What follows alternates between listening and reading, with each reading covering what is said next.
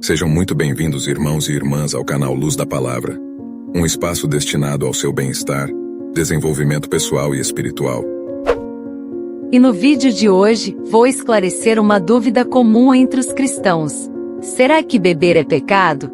E se eu beber moderadamente, estarei desagradando a Deus? Vou mostrar a vocês com base no Antigo Testamento e no Novo Testamento. Tenho certeza de que ao final do vídeo, você terá uma opinião mais clara sobre o assunto. E tenho certeza de que este vídeo será de grande ajuda.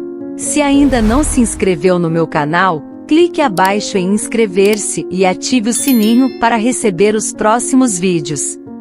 E então, esses dias, um rapaz me fez a seguinte pergunta. Em Efésios, diz que não devemos nos embriagar. Isso significa que posso beber moderadamente? Eu respondi a ele explicando que essa passagem que está em Efésios, capítulo 5, versículo 18, diz: Não se embriaguem com vinho, que leva à libertinagem, mas deixem-se encher pelo Espírito. E quero deixar claro que a Bíblia não proíbe o consumo de bebida alcoólica.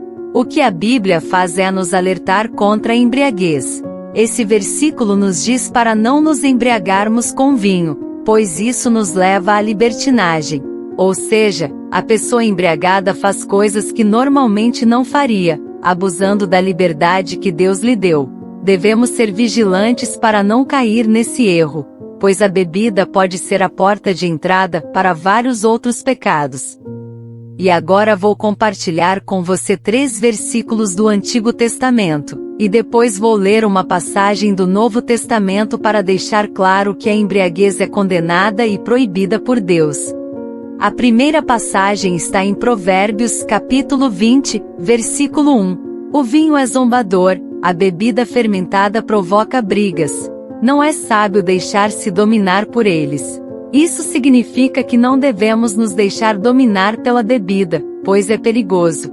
A bebida pode levar a situações problemáticas, como brigas e escândalos. E infelizmente já ouvimos histórias de pessoas que abusaram da bebida e enfrentaram consequências graves. É importante lembrar que mesmo conhecendo a palavra de Deus, podemos ser dominados pela bebida se não tivermos cuidado. A embriaguez não é apenas desaconselhada, ela é condenada pela sabedoria bíblica. E então precisamos entender uma coisa: a bebida é perigosa. Esse versículo não está dizendo que é pecado, mas sim que é perigoso, e não devemos nos deixar dominar por ela. Agora, vou ler o próximo versículo em Provérbios 21, que diz: Quem se entrega aos prazeres passará necessidade. Quem se apega ao vinho e ao azeite jamais será rico. E aqui, o alerta é para quem ama demais a bebida.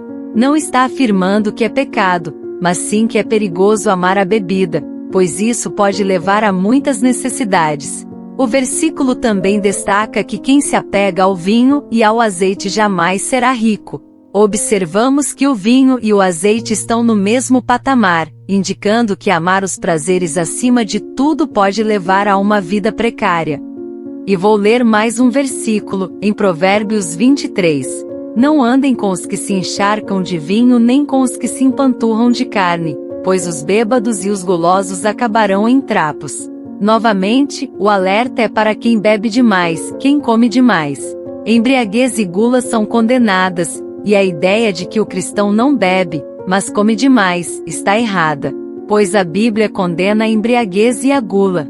E perceba que o alerta é para quem exagera, não para aquele que bebe moderadamente, como uma vez no final de semana ou junto com a família. Então, não há uma proibição direta, mas a sabedoria bíblica nos adverte sobre os perigos do excesso.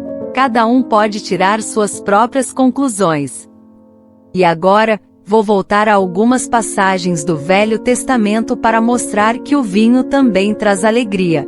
Você sabia que o vinho na Bíblia representa alegria? Vou ler para você uma passagem de Eclesiastes capítulo 9. Por isso, vá, coma com prazer a sua comida e beba o seu vinho com coração alegre, pois Deus já se agradou do que você faz. Perceba que o vinho é descrito como uma recompensa divina, uma recompensa pelas boas obras que você realiza. Ele é sinônimo de alegria. E agora vou ler o capítulo seguinte que diz: o banquete é feito para divertir, e o vinho torna a vida alegre, mas tudo isso se paga com dinheiro. Aqui, o vinho é associado ao momento alegre, ao momento de diversão. No Novo Testamento, Jesus transformou água em vinho, e após a Santa Ceia, provavelmente ele bebeu vinho. E no livro de Mateus capítulo 26 está escrito: em seguida, tomou o cálice, deu graças e ofereceu aos discípulos, dizendo: bebei dele todos vocês, este é o meu sangue, o sangue da aliança, que é derramado em favor de muitos para perdão de pecados. Eu lhes digo que de agora em diante, não beberei deste fruto da videira até aquele dia em que beberei o vinho novo com vocês no reino de meu Pai. Perceba que Jesus disse que não beberia mais do fruto da videira, ou seja, não beberia mais vinho naquele contexto específico. E vamos falar também sobre o apóstolo Paulo, que certa vez repreendeu pessoas por se embriagarem com vinho durante a ceia, o que é errado. Mas tudo indica que Jesus havia bebido vinho. E qual é o problema nisso? A questão é que o vinho daquela época não é o mesmo que temos hoje. O vinho daquela época não tinha tanto fermento, e era comum as pessoas beberem vinho porque a água não passava pelo mesmo tratamento que temos hoje com o saneamento básico. As pessoas achavam mais seguro tomar vinho, pois era menos propenso a contaminações por vírus e bactérias. E por isso, não podemos dizer que o vinho daquela época não tinha fermento, mas também não é correto afirmar que o vinho daquela época é igual ao vinho que temos hoje. Certamente, tinha muito menos álcool do que o vinho atual.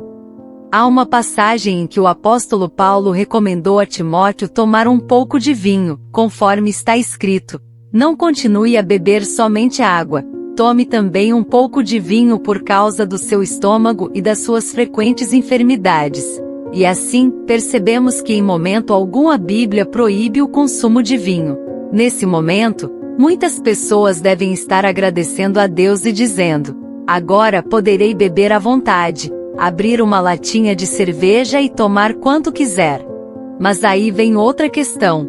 Existem alguns limites que devemos obedecer. Eu costumo dizer o seguinte: a verdadeira liberdade não é fazer o que se quer, mas é viver nos limites estabelecidos por Deus. Se percebermos, no Jardim do Éden, Deus colocou limites para Adão e Eva, dizendo que podiam desfrutar de tudo, exceto da árvore específica. E no Velho Testamento e também no Novo, existem vários limites. O primeiro que quero destacar sobre a liberdade cristã está no primeiro livro de Coríntios capítulo 8. Paulo escreve assim: contudo, tenham cuidado para que o exercício da liberdade de vocês não se torne uma pedra de tropeço para os fracos. Pois se alguém que tem consciência fraca vê você que tem conhecimento comer em um templo de ídolos, esse fraco não será induzido a comer do que foi sacrificado a ídolos? Assim, esse irmão fraco, por quem Cristo morreu, é destruído por causa do conhecimento que você tem. E por isso, mesmo que tenhamos liberdade, precisamos ter cuidado para não ser um tropeço para os fracos na fé.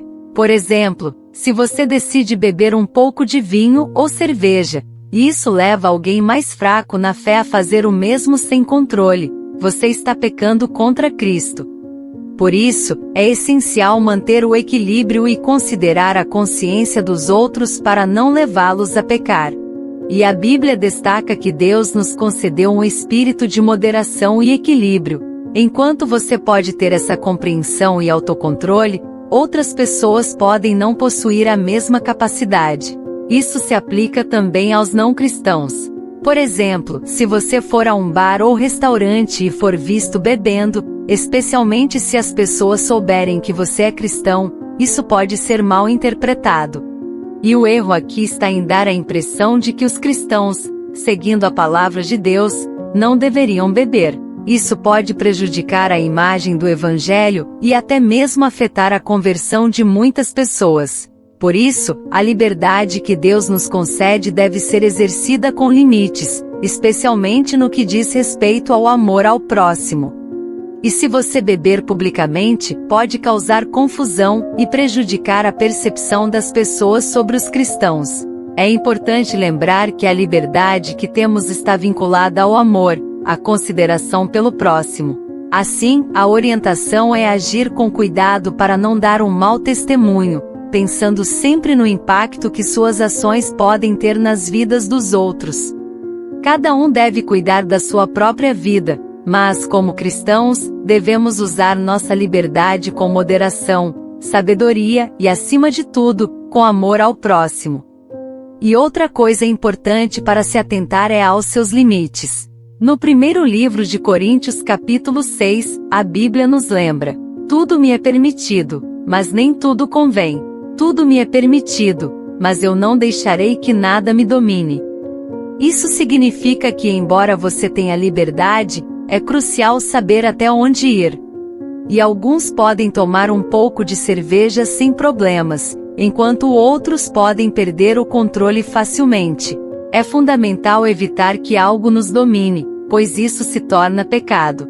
Jesus nos libertou, conforme diz no livro de Gálatas capítulo 5 versículo 1, que nos lembra sobre a liberdade que ele nos trouxe. Se algo está ameaçando nos escravizar, devemos fugir dessas situações. Então cuidado para não se deixar levar por algo que te afaste de Deus.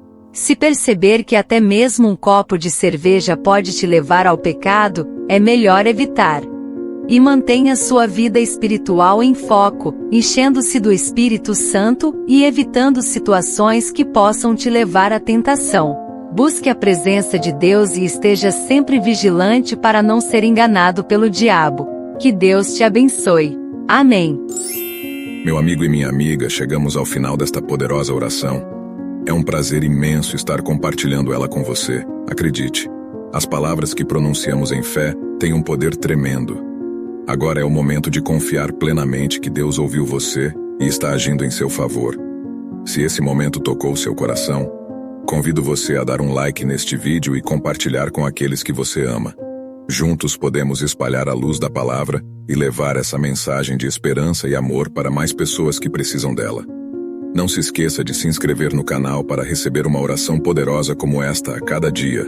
Aqui estamos comprometidos em nutrir nossas almas e cultivar uma vida cheia de significado e propósito.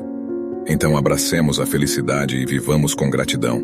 E acima de tudo, nunca duvide do imenso amor e cuidado que Deus tem por você. Que Ele continue guiando os seus passos e iluminando o seu caminho com a luz da palavra. Agradeço a sua presença e nos vemos nos próximos vídeos. Que Deus te abençoe e te guarde hoje e sempre. Amém. E se você gostou desse conteúdo, não deixe de assistir também esse vídeo que está aparecendo agora na sua tela. Clique nele para continuar assistindo mais ensinamentos edificantes e abençoados como esse. Te espero lá, irmão e irmã. Vamos juntos nessa jornada, rumo à luz da palavra.